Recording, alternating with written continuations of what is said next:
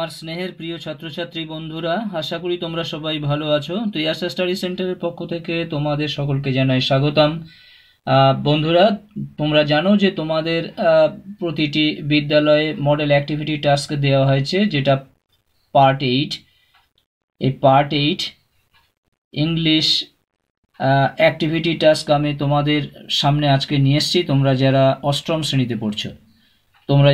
শ্রেণীতে পড়ছো, আমি তোমাদের জন্য নিয়ে এসেছি আজকের পার্ট 8-এর ইংলিশ মডেল অ্যাক্টিভিটি টাস্ক। এটি তোমাদের নভেম্বর মাসের শেষে কিংবা ডিসেম্বরের 2-3 তারিখের মধ্যে তোমাদের বিদ্যালয়ে জমা করতে বলা হয়েছে। ফ্রেন্ডস, আমি তোমাদের জন্য সম্পূর্ণ নির্ভুল উত্তর এবং সহজভাবে উত্তর লিখে তোমাদের জন্য নিয়ে এসেছি। তোমরা অবশ্যই এটি তৈরি করে খুব তাড়াতাড়ি তোমরা বিদ্যালয়ে জমা দিয়ে দাও। ফ্রেন্ডস, দেখতে পাচ্ছ এই যে অ্যাক্টিভিটি টাস্ক, ফুল মার্কস 50। তোমাদের প্রতিটি অ্যাক্টিভিটি টাস্ক থেকে কিছু কিছু করে ইম্পর্টেন্ট প্রশ্নগুলি নিয়ে একটি 50 নম্বরের অ্যাক্টিভিটি টাস্ক তৈরি করা হয়েছে এবং এটাই হলো ফাইনাল অ্যাক্টিভিটি টাস্ক। ফ্রেন্ডস, বেশি সময় নষ্ট করবো না, কারণ অনেক প্রশ্ন উত্তর আছে। তোমরা যারা এখনও চ্যানেলটিকে সাবস্ক্রাইব করোনি, তোমরা অবশ্যই আমার চ্যানেলটিকে সাবস্ক্রাইব করে নাও পরবর্তী নোটিফিকেশানগুলি পাওয়ার জন্য। ফ্রেন্ডস, তোমরা যারা অলরেডি সাবস্ক্রাইব করে নিয়েছো তাদেরকে জানাই মেনি থ্যাঙ্কস। দেখা যাক আমাদের প্রশ্ন উত্তরগুলো কি আছে। প্রথমেই দেখতে পাচ্ছ যে একটা সিন আছে। এই সিন আছে, read the following passage and answer the questions given below. One quiet afternoon, he lay fast asleep and fell into dreaming again, unknown to him. বন্ধুরা, আমি এটা পুরোপুরি পড়তে পারবো না, কারণ এটি পড়লে অনেকটা সময় নষ্ট হয়ে যাবে। আমি শুধু প্রশ্নগুলির উত্তর তোমাদের দিয়ে দিচ্ছি। দেখতে পাচ্ছ, answer the following questions. What happened as John lay fast asleep. দেখো উত্তরগুলি দেখে নাও। 1-এর দাগ, what happened as John lay fast asleep. Answer দেখো, জন lay fast asleep and fail to dreaming again, unknown to him the sheep stood off shore from his old farm. 2-এর দাগে দেখো, how did the squall arise suddenly? The cap on John's head twisted round and about. It called up a squall from the clean sky that hit the ship without a warning. 3-এর দাগে দেখো, describe the condition of the ship in the squall. The wind had been whirling about the boat, tearing the sails and snapping the spars. তোমাদের সম্পূর্ণ একদম যে বই থেকে যে passage আছে সেই প্যাসেজ থেকে অ্যান্সারগুলো তোলা হয়েছে খুবই সহজভাবে। তোমরা বুঝতেই পারছো। তোমরা একটু মানেটা বাড়ি থেকে খুব ভালো করে নিও। What did the sailors do to stop the squall? The sailors began to cry, they shouted in anger and tried to rip cap off John's head. এবার দেখো নাম্বার 2 নম্বর দাগের প্রশ্ন। On 6 January 1941 Shishir finished his dinner. এটি তোমাদের আরও একটি গল্প থেকে, যেটা নেতাজি সুভাষচন্দ্র বোসের যেটা গল্প রয়েছে গ্রেট এস্কেপ, তার থেকে তোমাদের এটা দেওয়া হয়েছে। এতে দেখো প্রশ্নগুলি দেখো। ইট ওয়াজ around 8:30 PM when Dijen reached their house at Elgin Road. এটা তোমাদের টিএফ করতে বলেছে। প্রথমটা হবে এফ। তারপর দেখো দুইটা Sisir was the only person who knew about the plan of escape, এটা হবে ফলস। এখানে সাপোর্টিং স্টেটমেন্ট তোমাদের দিয়ে দেওয়া হয়েছে। None of the family members knew anything except Subhas's niece Ila and a male cousin Dwijen. তারপরে দেখো, Mohammad Ziauddin was Subhaschandra Bose in disguise, এটা true. Subhas had changed into his disguise as Mohammad Ziauddin. তারপরে দেখো বিদ্যাগের answer the following questions. What is the wanderer? ওয়ান্ডারারটা কি বলেছে? Wanderer is the Sisir's car. বিদ্যাকে দেখো, which persons of the Bose family knew about the great escape of Subhash?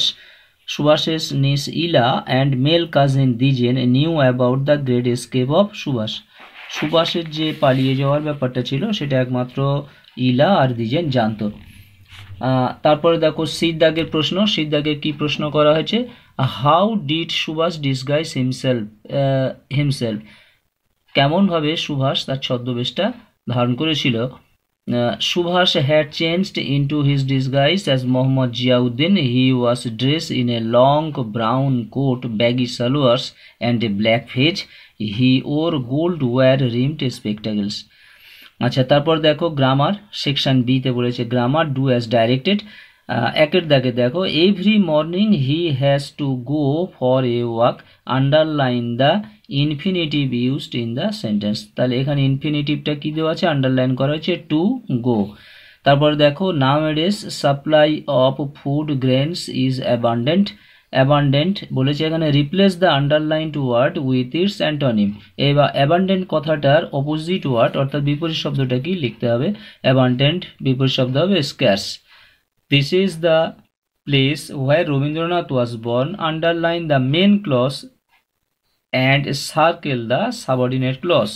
যেটা মেন ক্লজ হবে বা প্রিন্সিপাল ক্লজ হবে সেটা বলছে আন্ডারলাইন করতে, আর যেটা সাবঅর্ডিনেট ক্লজ হবে বা ডিপেন্ডেন্ট ক্লজ হবে সেটা রাউন্ড করতে বলেছে, অর্থাৎ গোল দাগ দিতে বলেছে। দেখো দিস ইজ দ্য প্লেস, এটা হলো মেন ক্লজ, আর হোয়ার রবীন্দ্রনাথ ওয়াজ বর্ন এটা হলো সাবঅর্ডিনেট ক্লজ। তারপরে দেখো চারের দাগে the news that shocked me proved false, identify the type of clause used in the sentence. কি ধরনের এটা ক্লজ হবে সেটা বলতে বলেছে, এটি হবে নাউন ক্লজ। তোমাদের আমি গ্রামারের ওপরে এই ক্লজ নিয়ে আমি ভিডিও করব পরে, তোমরা এখন উত্তরটি করে নাও, তারপর তোমরা ক্লজ সম্বন্ধে ডিটেলস খুব ভালো করে জানবে বছরের প্রথম দিকে। By this time next year, Dia will be attending her university classes. Rewrite the following sentences using future perfect tense. দেখো by this time next year Dia will have attended her university classes. Shall have বা will have বসে, যেমন future perfect টেন্সে shall have will have, আর ভার্বের third form বসে বা V3 হয়, তাহলে attended এখানে হলো will have attended। তারপর দেখো চারের দাগের কি বলেছে? Classify the noun phrase, adjective phrase and adverb phrase of the following sentences and fill in the table given below. দেখো এখানে প্রশ্নগুলো দেওয়া আছে, এখানে তিনটে বক্স করা আছে, এটা নাউন ফ্রেজ, এটা অ্যাডজেক্টিভ ফ্রেজ আর অ্যাডভার্ব ফ্রেজ। তোমাদের ABCDEF তোমাদের 6টা প্রশ্ন দেওয়া হয়েছে, এখানে দেখো 6টা বক্স আছে, 6টা ঘরেই লিখতে হবে। Those houses are very expensive, তাহলে দোজ হাউসেস হলো নাউন ফ্রেজ। আর একটা নাউন ফ্রেজ আছে কি? দ্য স্পটেড পাপি, ডির দাগেরটা। তারপরে দেখো বির দাগের I will never do that, never in a million years, এটা হয়ে গেল তোমার অ্যাডভার্ব ফ্রেজ জায়গায় বসাবে। তারপরে she is rather fond of singing, এটা হবে তোমার অ্যাডজেক্টিভ ফ্রেজ। তারপর ডিটা তো স্পটেড পাপি, এটা হচ্ছে নাউন ফ্রেজ। তারপরে it was cold bleak biting weather, এটা হলো adjective phrase. And meet me at the mall later in the evening, এটা হলো অ্যাডভার্ব ফ্রেজ। তারপরে দেখো 5এর দাগে দিয়েছে তোমাদের চেঞ্জ দ্য ইনডাইরেক্ট স্পিচ, এগুলো গ্রামার সেকশন থেকে দিয়েছে তোমাদের। আমি স্পিচের উপরে আরও বেশ কয়েকটি খুব সুন্দর করে ভিডিও আমি বানাবো, কিভাবে তোমরা ডাইরেক্ট থেকে ইনডাইরেক্ট স্পিচে পরিবর্তন করতে পারবে, খুব সহজে তোমরা শিখে ফেলতে পারবে। My father said to me may God bless you, দেখো my father prayed that God might bless me. The police, এটা হলো অপটেটিভ সেন্টেন্সের নিয়ম অনুযায়ী এটা হয়েছে। The police officer said don't go there, এটি ইম্পারেটিভ সেন্টেন্স, আদেশমূলক বাক্য। The police officer ordered not to go there. The headmaster said to me where do you live, এটা interrogative sentence. The headmaster asked me where I lived. তারপরে দেখো এবার তোমাদের writing skill দেওয়া আছে, রাইটিং স্কিলে তোমাদের একটা লেটার করতে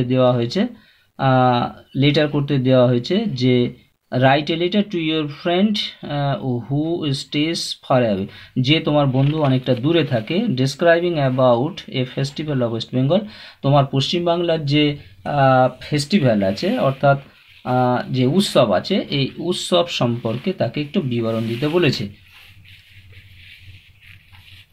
দেখো ফ্রেন্ডস, ভিডিওটা অনেক বড় হয়ে যাচ্ছে, আমি তোমাদেরকে দেখিয়ে দিচ্ছি। মাই ডিয়ার, তোমার এখানে বন্ধুর নাম লিখবে, এখানে তোমার ঠিকানা লিখবে, এটা প্রাইভেট লেটার। তাহলে প্রাইভেট লেটারের নিয়ম হলো উপরের ডান দিকে তোমার অ্যাড্রেসটা লিখতে হবে। তারপরে দেখো, I received you letter on Monday last, you want to know about a festival in our state West Bengal, here it is. তাহলে শোনো, তাহলে Bengal is a land of festival, there are various kind of festivals, religions, social and cultural. যাই হোক, এই তোমরা লেটারটা একটু ভালো করে দেখে নিও। তারপরে দেখো এখানে ইয়োর্স লাভিং ফ্রেন্ড, তোমার বন্ধুর নাম লিখবে এবং তোমার বন্ধুর ঠিকানাটা অ্যাড্রেসটা এখানে লিখে ফেলবে। তারপর দেখো তোমাদেরকে একটা বায়োগ্রাফি দেওয়া হয়েছে। কি সম্পর্কে বায়োগ্রাফি দেওয়া হয়েছে? অবনীন্দ্রনাথ টেগর, তার সম্পর্কে একটা বায়োগ্রাফি দেওয়া হয়েছে, আত্মজীবনী দেওয়া হয়েছে। Abanindranath Tagore was born at Jorasanko in Kolkata on 7th August 1871, His father name was Guneन्द्রনাথ Tagore and mother name was Saudamini Devi. Gaganendranath Tagore and Sunoyini Devi were his siblings মানে ভাই বোন আর কি। He spent in government college of art and craft in his child and youth education. Then he admitted in Sanskrit college and later he passed BA from the University of Calcutta. He was a famous artist. He drew well. He was also a good painter and writer. His famous work of art, Bharat Mata, The Passing of Shah Jahan, Khirer Putul, Raj Kahini, Buro Angla, etc. are important look of him. এটা আরটা এই ছোট হাতের হবে, আর important look of him. He died 5th December 1951. বন্ধুরা, এখানে ভিডিওটি শেষ করলাম। তোমরা অবশ্যই আমার চ্যানেলটিকে সাবস্ক্রাইব করে নিও, পাশে থাকা বেল আইকনটি প্রেস করে দাও পরবর্তী নোটিফিকেশনগুলি পাওয়ার জন্য। তোমরা সবাই ভালো থেকো, সুস্থ থেকো, তোমাদের জন্য রইল শুভ কামনা।